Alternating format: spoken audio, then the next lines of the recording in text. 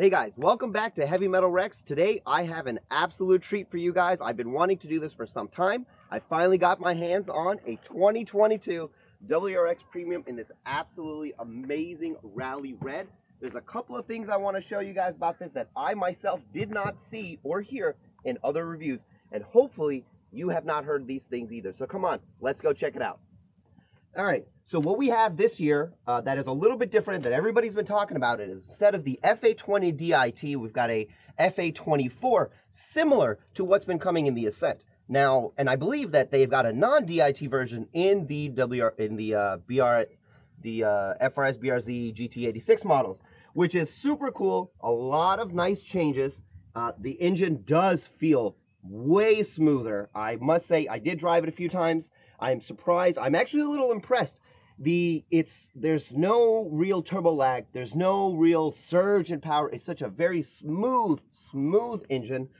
Something that I did notice, the intercooler is a little bit bigger. The charge pipe area is a little bit bigger. We have not really gotten a great look at the bottom of the car, but I have read a couple of things, some changes for you tuner guys. The J-pipe is now actually a 3-bolt design, and I believe the turbo inlet is also metal. Some of these things that I know are 2015 to 2020 WRX guys did have to change in their when they're modding their vehicles. Slight changes here. The top manifold is still plastic. Weird. I wish they would just go and stop doing that. But everything else, the drivability of the car has changed. I do believe that will reflect in the fuel economy as well. I definitely, I wish I had this for long term. I don't have it for long term, but I can tell you most of the time we are actually out of boost when we're driving, shifting at about 3,000 RPM. And that's something that we're going to see in the interior as well, which, speaking of, let's go check out. So coming inside to the car, something that you guys will notice right away, we still have the wrapped steering wheel, this D-style steering wheel. They did change the vents. They are actually kind of cool. You know, they've got this somewhat premium looking design. I kind of like it. We'll start up the car here just in a... Next, we've got this brand new 11.6-inch touchscreen infotainment system. Now, I know this is something that is a point of contention for a lot of people because the future is, it is about having more digital stuff in your car. Me personally, I'm not a super fan of this in any car. I actually have a Volvo that has the very similar tablet style display because, I mean, realistically, you're not really supposed to be touching this while you're driving the car. A lot of these menus do require you to look off of the screen. Like, for example, if I do want to change the air conditioning, I do need to click this button and look at this menu. Not a big deal. If you're buying a WRX, you're not really worried about this particular feature. Another thing that you guys probably have noticed is we no longer have the triple display up here. It's actually now right here in this section. It does give you your basic information. You can change, you know, like in this case, we have the oil temp, we have the angle, we have acceleration. You cannot put boost in here, which we found out, but boost is actually right here in the center. You can see in the center console, or in the display right here in the dash, and we can change it just like we could in the 2015 and 2020 versions. We do have the ability to put gas mileage if you want, time if you want, but really, I mean, you kind of want boost. It's, again, very, very cool that it's right there in front of you. Let's check out a couple of other changes that I found. So if you guys have a 2015 to 2021, you will notice that this section is a little different. I believe right now we only have a single 12 volt, and our USBs are actually in our center console. So it's nice to have USBs right here.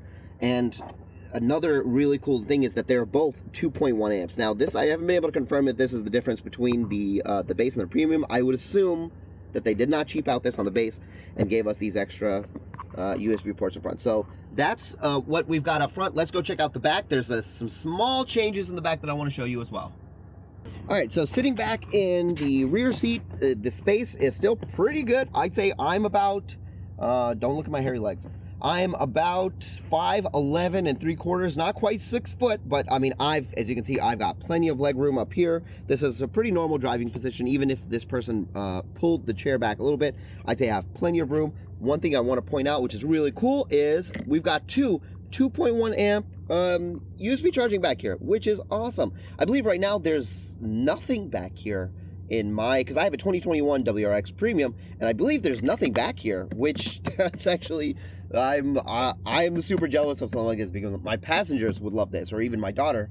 I can charge a tablet while she's sitting back here, so that's actually pretty cool. Just like the 2021 WRX, there's no pocket in the back of the driver's seat, which that's a little disappointing, but the passenger side does have a pocket for books and things like that. This is usually where my daughter is sitting anyway.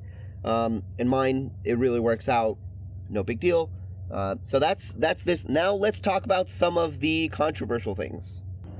Now, the styling. I understand that as soon as this car came out, people did have some issues with it. However, it really has grown on me. I have to say, when they originally released the front, I thought the front looked fantastic. I love the lights, and I love the fact that the Premium actually does come with LED headlights. That is a big issue that I had with my 2021 WRX Premium. Did not come with LED headlights. The fenders, look, I'm not gonna say that they look great. However, this black and red theme really works. If you get black and red, if you get black and white, or if you get it in red, if you get it in white, or if you get it in black, I think it really makes it, it works. I think the color scheme works. Kind of like a Type R. You get one in red, you kind of have some black molding. Now the back bumper, again, I understand there were some issues with this. It doesn't look that bad. It doesn't really stick out that much as people made it out to be. The rear lights, I do think that they look great. I mean, are they a little Civic-ish? Kind of, but really, they're very much like what comes on the 2022 BRZ and the FRS and the GT86, right? Not that much different. And I know people have been coloring the bumper, but really, you're not going to look at it. Honestly, it looks really good. But this is a completely subjective thing. We're not gonna fight about it, right? So another thing that I thought that was really interesting is the 2021 does come with a spare. Here, let's see if we can pop this open and see. There is no spare in the 2022. I believe what they do have in here is a tire kit. See if we can take a look at it. It does have a tire fixing kit. For some reason, they still gave you the jack. That's fine. Nothing wrong with that. But what's interesting is, let me see if I can show you. I noticed that it still has the hole for the tire. So I'm not really sure why they kept that. I guess maybe the option to put a tire in it. Not really sure.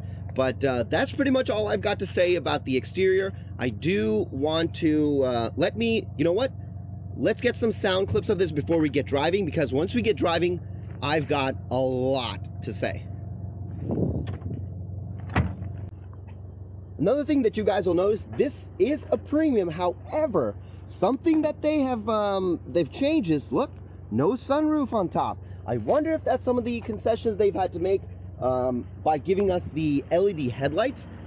Very, very interesting, because in the 2021 WRX, you're not getting LED headlights, but you do get the sunroof. And honestly, if you're asking me, that is a trade-off worth making. Another thing about the exterior that I wanted to mention real quick is, I know that they said that they're supposed to start coming with all-season tires, but this particular one, I don't know if it's just because it's the Premium, is actually wrapped in Dunlop SP Sport Max GTs. They are summer tires, so they are 245, 40, 18, and they are 18-inch rims. That's something that I'm a little confused about, so that I'll have to go back and verify that, because I really thought that they were coming with all seasons, but doesn't matter. They look great, and here in the summer, Florida weather, that's where this car is at. They will perform absolutely fantastic. So what we're going to do is, that's pretty much all I really wanted to say. I mean, there's been dozens of these reviews, hundreds of them, if not, on the internet. That's all I wanted to say so far. I want to get the drive going. So we're going to get the camera mounted inside, get to driving, and we'll talk a little bit more, because honestly, that is where this car has really changed. Love or hate the exterior, the driving is what is most important. So let's get into that. Okay, so we're inside the car. There's a couple of things I want to talk about that are super important, but let's start with what hasn't really changed. The driving position, still the same. The seats, still the same. They've got the same bolstering on the sides that kind of keeps you in from rolling around. I think it's a little more comfortable up top by the shoulders. That's a problem that I have with the 2021 right now. It kind of encapsulates you a bit too much. The shifter, exactly the same. And that, I'd say, is about where the similarities end. The car drives incredibly smooth. This is what I cannot understand. I have not heard a single reviewer talk about this clutch. The clutch is incredibly smooth. If you have driven any EJ, if you have driven any F820 WRX, you will know that it is not a comfortable driving experience. Boost comes in too early, usually when you're trying to shift, so the car lurches a lot. The clutch itself is very hard, or harder than other Japanese cars, like if you've driven a Honda or if you've driven a Toyota. Very smooth, soft clutches. You've driven any European car, your GTIs, your GLIs, you've driven any of the Audis, very smooth, soft clutch. Finally, Subaru has made their clutch much softer. Now again, that's a preference thing. I don't prefer a hard clutch. I'm older now. I prefer my car to be a little bit more comfortable. That is what I would want, even in a performance vehicle. So shifting, getting off the line just feels incredibly smooth. And even combine that with the turbo pushing less PSI, having a bigger engine, and the whole RPM band being so smooth is, I think, the #1 reason you might actually want a 2022 WRX. It does drive very smooth. Now, you don't get that surge of turbo rush that you get in the 2021 or between the 2015 and the 2021. That's because about 2,000-ish RPM, the turbo really kicks in, but then at the higher end RPM, the car falls flat. There is no such feeling like that in here. I have to say that alone, it makes the car drive completely different. Here, I'm coming up to a stop sign. You guys will see, or I can explain to you how smooth it is. Right now, the Boost is hitting at a peak about 12.8, which is, again, very different than your 2015-2021, which from the factory, I believe my 2021 was hitting somewhere around 21 PSI max boost.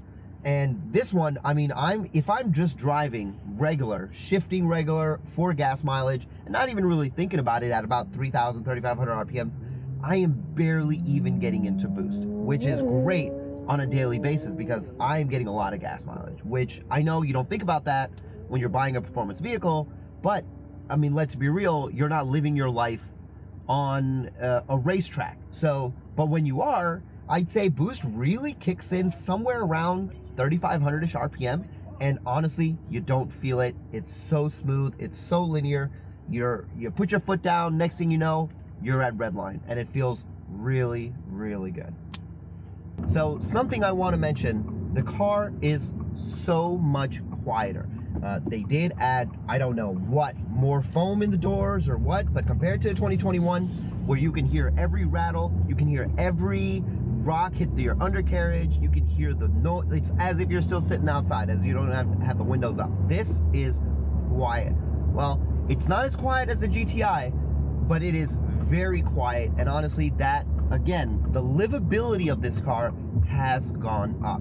Yeah, you want an STI, you want a WRX to relive your boy racer days, but that's, again, not something you're gonna do all the time. So here we got a nice little twisty road, foot hard down. I'm hitting about 9-10 PSI all the way to redline. Very smooth, incredibly smooth. It just doesn't feel like the old cars.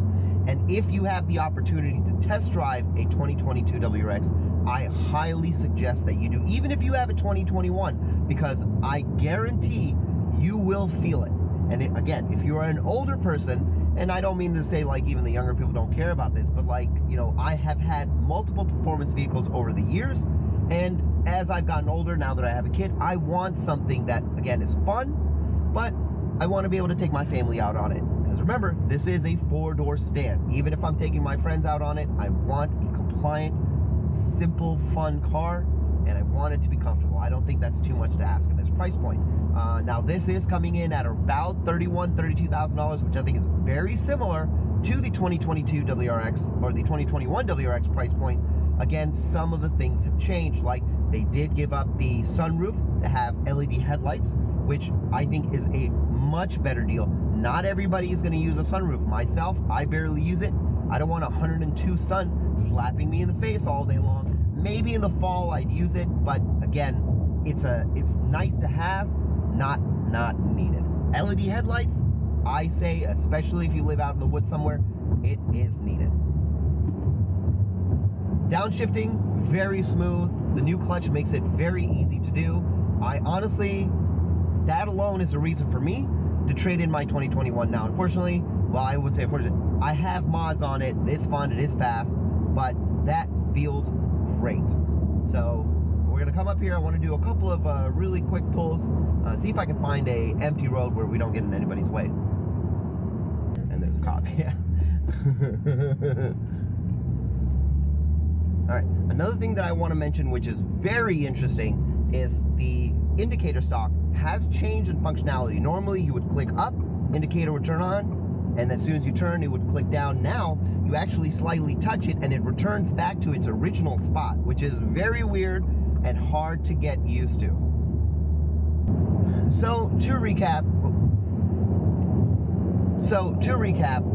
honestly, I was worried about the 2022 WRX. Yes, the styling caught a lot of people off guard. However, the car, I do believe it is a better car. I think in time, the performance parts will be there.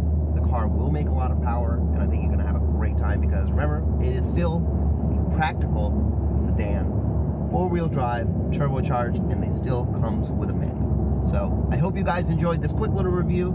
And again, if you get a chance, definitely go out and try test driving one of these. I think you will be surprised.